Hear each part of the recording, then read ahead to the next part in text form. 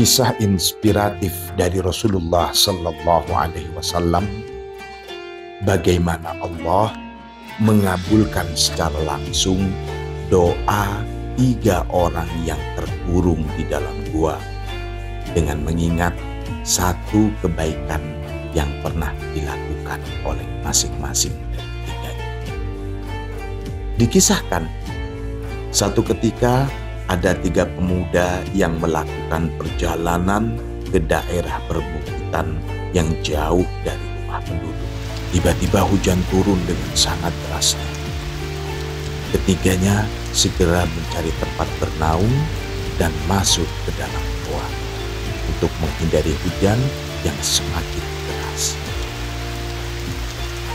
Baru saja masuk ke dalam, tiba-tiba ada batu besar yang jatuh dan menutup gua.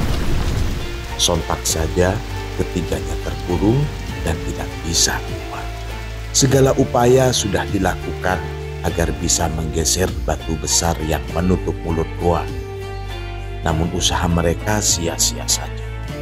Sekuat apapun tenaga yang dikeluarkan, batu itu tetap kokoh menutup mulut gua yang sedikit pun tidak bergerak. Waktu terus berjalan, tenaga semakin terkuras. Mengharap bantuan dari orang-orang di luar gua tidak mungkin. Mereka pun pasrah karena sudah tidak ada lagi cara yang mungkin bisa dilakukan untuk bisa keluar dari gua tersebut selain mengharap pertolongan dari Allah Subhanahu wa Ta'ala. Di tengah kepasrahan itu, salah satu dari mereka berkata, "Unduru a'malan amiltumuha solihatan lillah fad'ullaha ta'ala biha la'allallah yafrujuha ankum." Coba perhatikan oleh kalian, adakah amalan soleh atau kebajikan yang pernah dilakukan murni karena Allah Ta'ala, kemudian berdoalah kepadanya dengan perantara kebajikan tersebut. Semoga Allah membuka jalan keluar untuk kita semua. Setelah itu, orang pertama maju dan berkata, seraya berseru kepada Allah, "Ya Allah, saya tinggal bersama kedua orang tuaku yang sudah sangat tua, juga bersama istri dan anak-anakku yang masih sangat kecil.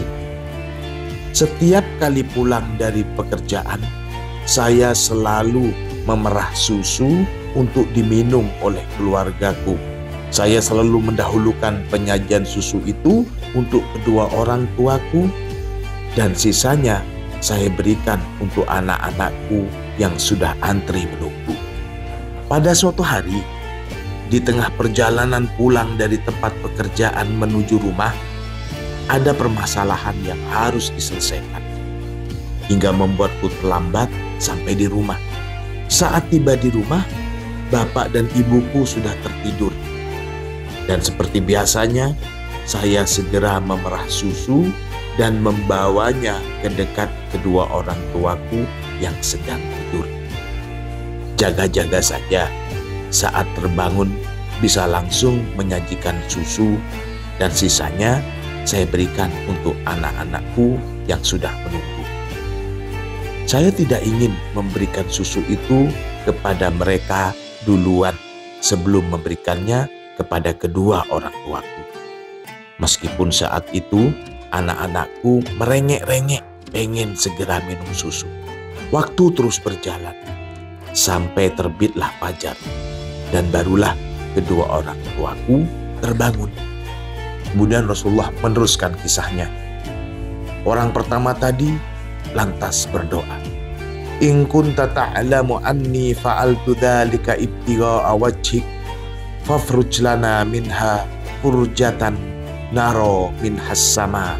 Ya Allah, jika memang apa yang saya lakukan itu berbakti pada kedua orang tua, mendahulukan kepentingan mereka di atas kepentingan keluargaku, betul-betul karena mengharap ridhomu, maka singkaplah sebagian mulut gua untuk kami agar bisa melihat langit. Tidak lama kemudian, batu besar itu sedikit bergeser dan memberi celah hingga mereka bisa menatap langit. Kemudian orang kedua berkata, "Ya Allah, saya ada saudari sepupu yang sangat cantik. Saya suka kepada kecantikannya, seperti kebanyakan pria suka pada wanita. Pernah satu ketika saya merayu dan mengajaknya berjumpa. Sepupu saya pun mengiyakan rayuan saya asalkan dikasih uang 100 dinar. Untuk memenuhi syarat itu, saya berusaha keras mengumpulkan uang senilai tersebut. Dan ketika sudah punya 100 dinar, saya segera menemuinya, memberikan uang itu hingga dia pun siap untuk dijumpu. Detik-detik saat saya akan menggaulinya, sepupu saya berkata, "Ya Abdullah, ittaqillah wa la taftahil khatiba illa bihaq." Wahai hamba Allah, takutlah kepada Allah. Janganlah kamu membuka satu penutup kecuali itu sudah menjadi hak. Seketika itu juga saya berdiri, tersadar, dan segera meninggalkan sepupuku. Kemudian Nabi melanjutkan kisahnya. Orang kedua ini berdoa, "Fa in kunta ta'lamu anni fa'altu dzalika ibtida'a wajhik fafruj minha furjatan." Ya Allah, jika memang apa yang saya lakukan itu tidak jadi berbuat zina, betul-betul karena mengharapkan ridhomu, maka singkaplah sebagian mulut gua itu untuk kami. Doa orang kedua ini pun terkabul. Batu besar itu sedikit bergeser lagi, membuka sebagian mulut gua, namun masih belum cukup ruang untuk bisa keluar dari goa. Dan yang terakhir, orang ketiga bicara, "Ya Allah, dulu saya pernah mempekerjakan seseorang dengan imbalan seikat padi. Setelah menyelesaikan pekerjaan, dia datang untuk meminta haknya. Saya lalu memperlihatkan ikatan padi miliknya itu. Ternyata dia tidak mau dikala itu, lalu pergi. Saya lantas menanami benih padi miliknya yang hasil panennya terus saya kembangkan sampai bisa menghasilkan sapi dan hewan-hewan ternak lainnya. Setelah waktu yang begitu lama berlalu, orang itu datang lagi untuk menagih haknya seraya berkata, "Ittaqillah wala tadlimni haqqi." Takutlah kepada Allah dan jangan kamu mendolimi aku atas apa yang menjadi hakku. Pergilah ke sapi dan hewan-hewan ternak itu, lalu bawalah semuanya, jawabku. Orang itu kemudian bilang, "Ittaqillah wala tastahzi bi." Takutlah pada Allah dan jangan kamu mengejek saya. Saya pun berkata untuk memperjelas, "Saya tidak mengejek kamu. Semua sapi dan binatang ternak itu adalah hak kamu." Mendengar penjelasan saya itu, dia segera mengambil semuanya lalu pergi. Nabi melanjutkan kisahnya. Orang ketiga itu lalu bermunajat, "Fa in kunta ta'lamu anni fa'altu dzalika ibtidha'a wajhi fafruj lana ma baqiya."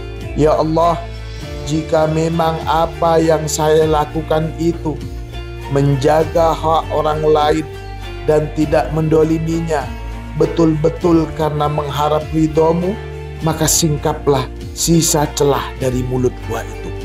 Dan ternyata batu besar itu kembali bergeser hingga membuka sisa ruang mulut gua dan ketiga orang itu bisa keluar. Wallahu a'lam bishawab. Hadis riwayat muttafaqun alaih, dinukil dari kitab Ar-Rahiqul Maktum fi Thariqil Qutbil Maktum karya Syekh Salahuddin At-Tijani Al-Hasani.